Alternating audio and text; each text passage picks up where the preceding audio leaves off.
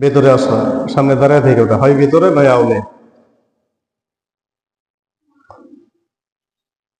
আসসালামু আলাইকুম ওয়া রাহমাতুল্লাহি ওয়া বারাকাতুহু।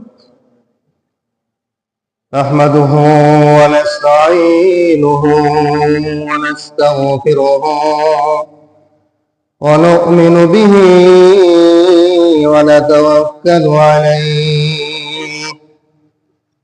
ওয়া নাউযু বিল্লাহি মিন শুরুরি আনফুসিনা ومن سيئات أعمالنا من يهده الله فلا مضل له ومن يضلله فلا هادي له ونشهد أن لا إله إلا الله وحده لا شريك له ونشهد أن سيدنا وسندنا وحبيب ربنا ومحبوبنا ومرشدنا ومولانا محمدا عبده ورسوله الذي أرسله بالحق بشيرا ونذيرا وداعيا إلى الله بإذنه سراجا وقمرا منيرا. أما بعد فأعوذ بالله من الشيطان الرجيم. بسم الله الرحمن الرحيم. وجعلنا من بين أيديهم سدا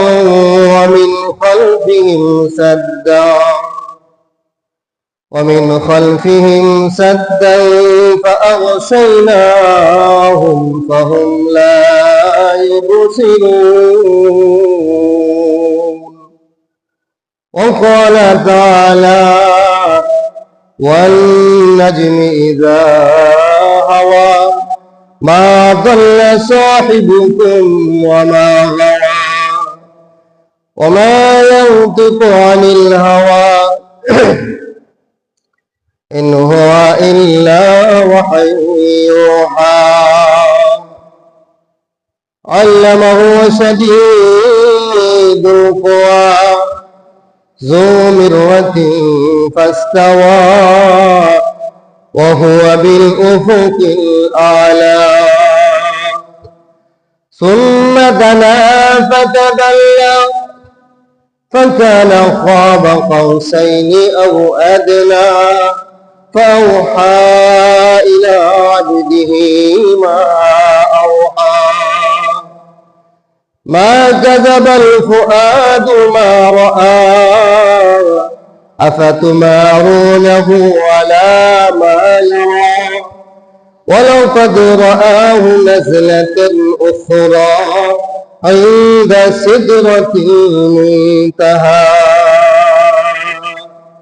وقال تعالى في حبيب شانه إن الله وملائكته يصلون على النبي يا أيها الذين آمنوا صلوا عليه وسلموا تسليما. اللهم صل على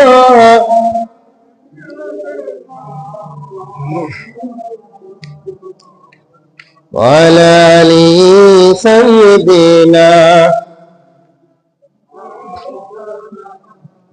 بلغ العلا بكماله كشف الدجى بجماله حسنت جميع خصاله صلوا عليه وآله. الحمد لله.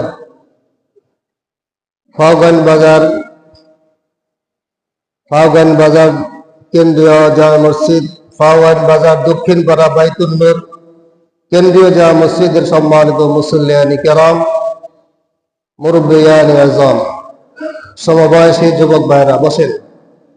সমবয়সী যুবক ভাইরা, তালিবুল ইলম ছাত্র ভাইরা, সকলে মহান রব্বুল আলামিনের মহান দরবারে লাখো কোটি শুকর ও সুজুদ আদায় করি, যিনি দয়া করে, মায়া করে, মহব্বত করে, ভালোবেসে আমাদেরকে পবিত্র রজব মাসে 16 তারিখের জুমার দিনে হাজির হওয়ার তৌফিক দিয়েছেন। সেই জন্য অন্তরের অন্তরস্থল থেকে রাসূলের শেখানো ভাষায় শুকর আদায় করি আলহামদুলিল্লাহ। গত সপ্তাহে মেরাজ সম্পর্কে আলোচনা করার ইচ্ছা ছিল, তো শুধু মেরাজের প্রেক্ষাপটটা আলোচনা হয়েছে। পৃথিবীর মধ্যে একটা ঐতিহাসিক ঘটনা, আর এই ঘটনাটার নাম হলো মেরাজুল শরীফ, মেরাজের ঘটনা। এর চাইতে আশ্চর্য, এর চাইতে কঠিন, এর চাইতে ঐতিহাসিক আর কোনো ঘটনা নাই। এই ঘটনার কোন প্রেক্ষাপটে হয়েছিল,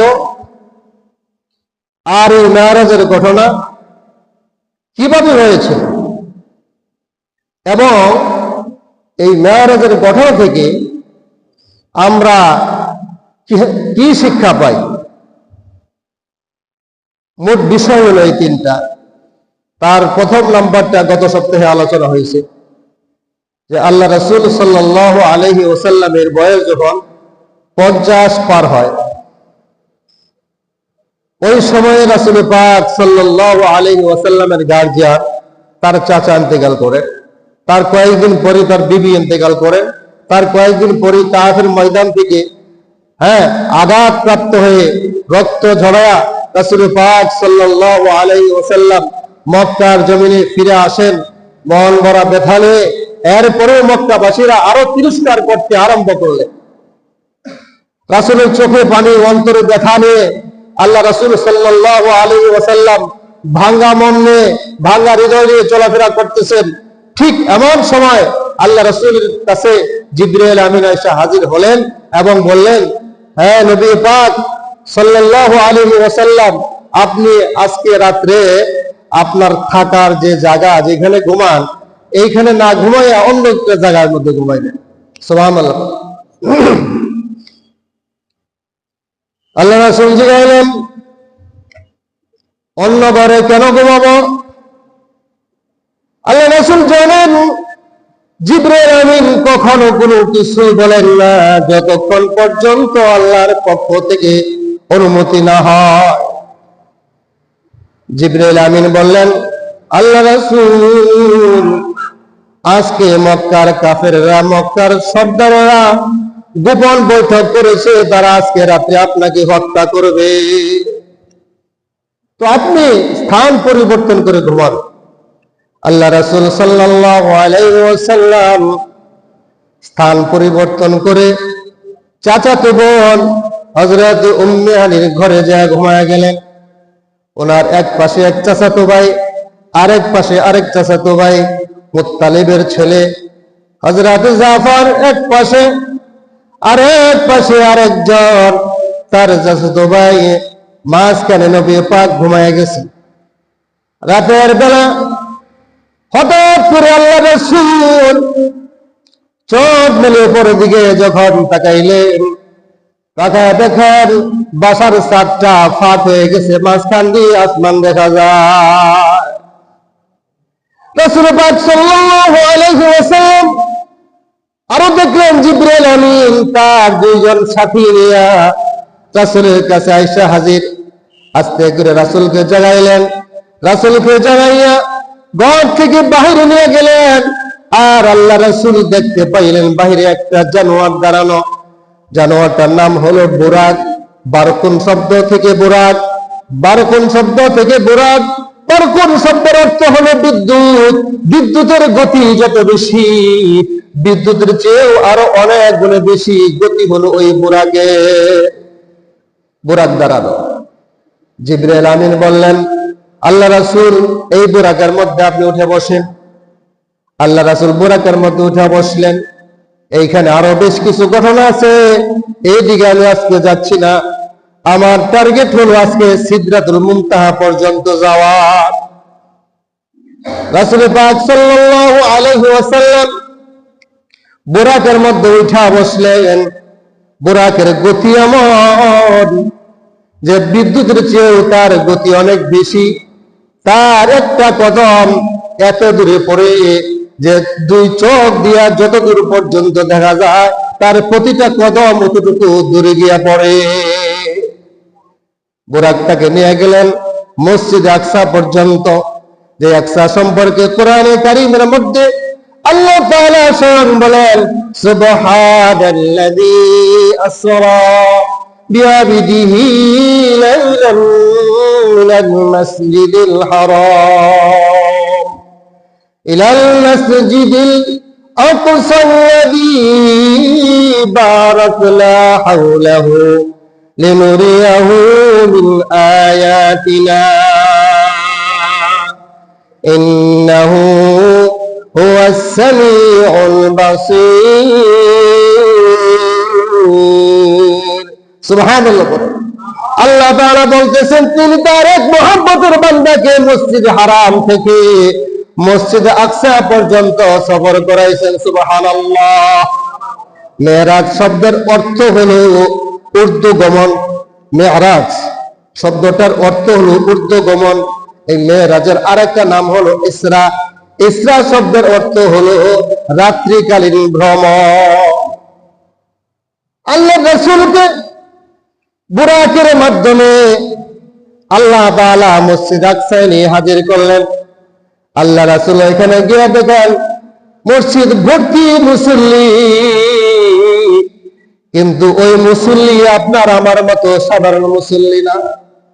মসজিদ আকসা এমন একটা পবিত্র স্থান যে মসজিদের মধ্যে একই মুহূর্তে একই সময়ে পৃথিবীতে যত নবী রাসূলগণ এসেছিলেন সমস্ত নবী রাসূলগণকে আল্লাহ তাআলা একসাথে হাজির করে দিয়েছেন। সুবহানাল্লাহ। ওই পবিত্র স্থানে বসবাস করেন মুসলমানেরা। আর ওই সমস্ত ফিলিস্তিনের মুসলমানদেরকে বিশ্বের কাফের কুফাররা মিলে দীর্ঘদিন যাবৎ একসাথে তাদের উপর অমানবিক অত্যাচার আর জুলুম করে আসছে। কথা ঠিক কিনা? সর্বশেষ তাদের বাড়ি ঘরে পর্যন্ত আগুন জ্বালা দিয়েছে। আল্লাহ পাক ছাড় দেন কিন্তু ছেড়ে দেন না। আল্লাহ তাআলা ছাড় দেন কিন্তু ছেড়ে দেন না। আমার পৃথিবীর ইতিহাস থেকে আমাদের শিক্ষা নিতে হবে। সেই নমরুদ থেকে শুরু করে নমরুদ, ফেরাউন, এইভাবে কারুন, হামান, যত রাজা বাদশাহ জুলুমবাজদের ইতিহাস আমরা পড়বো, জানবো, দেখবেন আল্লাহ তাআলা প্রথমে তাদেরকে ছাড় দিয়েছেন কিন্তু পরে কিন্তু আর ছেড়ে দেন না। বিশ্বের মডেল, বিশ্বের মরল, বিশ্বের সবচেয়ে শক্তিদার বেশি, সবচেয়ে আধুনিক ব্যাগ যেটা পুরা বিশ্বের উপরে যে ব্যক্তির আঙ্গুল ঘোরায় সেই আমেরিকা আজকে আল্লাহর পক্ষ থেকে গজবের আগুন দ্বারা দীর্ঘ 1 সপ্তাহ যাবৎ জ্বলে পড়ে সারকার হয়ে যাইতেছে। হাজার হাজার সৈন্য সামন্ত লাগাইয়া, শত শত যুদ্ধ জাহাজ লাগাইয়া সেই আগুনকে, দাবানলের আগুনকে তারা নিভাইতে পারতেছে না। তাদের সমস্ত আধুনিক শক্তি সেখানে হতভম্ব হয়ে আছে। তারা পানি দেয় তো পানির মধ্যে আগুন ধরে, গাছের মধ্যে আগুন ধরে, বাড়ির মধ্যে আগুন ধরে। আগুন কোথা থেকে আসলো তাও দেখে না, কোন দিকে যায় খালি এটা দেখে, আসে কোন দিক থেকে তা দেখে না। ওই যে বাতাসের সাথে আগুন আসতেছে, আল্লাহর পক্ষ থেকে গজব। একটু সামান্য দেখে নাও আল্লাহ তাআলার কেমন পাওয়ার, আল্লাহ তাআলার কেমন শক্তি। হ্যাঁ, ইন্নাল্লাহা আলা কুল্লি শাইইন কাদির। আল্লাহ তাআলা যা মনে করেন, যা চান তাই হবে, কুন ফায়াকুন, তাই হয়ে যাবে। পৃথিবীর কোন শক্তি আল্লাহ তাআলা কোন একটা সামান্য থেকে সামান্য একটা কাজকে বাধাগ্রস্ত করতে পারবে না। আমেরিকার মতো শক্তিশালী দেশ আরো আছে, সে আমেরিকা আগুন নিভাইতে পারতেছে না। এর চাইতে জ্বলন্ত প্রমাণ আর কি দেখতে চান? এইখান থেকে আমাদের শিক্ষা দেওয়া উচিত। যে আল্লাহ তাআলার নিজাম অনুযায়ী, সিস্টেম অনুযায়ী পৃথিবী চলছে, চলে আসছে, সামনে চলবে। আপনার আমার কাজ শুধু আল্লাহ তাআলার ঈমানী পরীক্ষাগুলোর মধ্যে পাস করে যাওয়া। তো ভাইয়ার আমার, বন্ধুরা আমার, বলতেছিলাম মসজিদ আকসায় সমস্ত নবী রাসূলগণ হাজির। 2 রাকাত নামাজ পড়বেন, আযান দিয়েছেন, আযান হয়েছে। সাহাবায়ে কেরাম, সমস্ত নবী এবং আম্বিয়ায়ে কেরাম কাতার বন্দী হয়ে দাঁড়ায় গেছেন। আল্লাহ রাসূল সাল্লাল্লাহু আলাইহি ওয়াসাল্লাম ইমামতি করলেন। সুবহানাল্লাহ। ইমামুল মুরসালিন খেতাব আল্লাহ রাসূল পেয়ে, সমস্ত নবীদের ইমাম, সমস্ত নবীদের নবী, সমস্ত কায়নাতের নবী, সমস্ত মানব দানব যা আছে, কোন কায়নাত বলতে আমরা যা বুঝি, এই দুনিয়া নয় শুধু, এই রকমের আরো যত দুনিয়া আছে, সপ্তম আসমানের উপর থেকে সপ্তম জমিনের নিচ পর্যন্ত যতটা কীট পতঙ্গ আমরা যা দেখি, সমস্ত কিছুর নবী, সমস্ত নবীর নবী হলো আপনার নবী, আমার নবী, সাইয়্যিদুনা জনাবি মুহাম্মদুর রাসূলুল্লাহ সাল্লাল্লাহু আলাইহি ওয়াসাল্লাম। নবী পাক সাল্লাল্লাহু আলাইহি ওয়াসাল্লাম নামাজ পড়াইলেন। নামাজের পরে সমস্ত নবী রাসূলগণ বসে গেলেন মিটিং এর মতো। ভাষণ হইল, অনেক নবীরা ভাষণ দিচ্ছে। সর্বশেষ ভাষণের সিরিয়াল আসছে মহানবী সাল্লাল্লাহু আলাইহি ওয়াসাল্লাম, উনি ভাষণ দিচ্ছেন।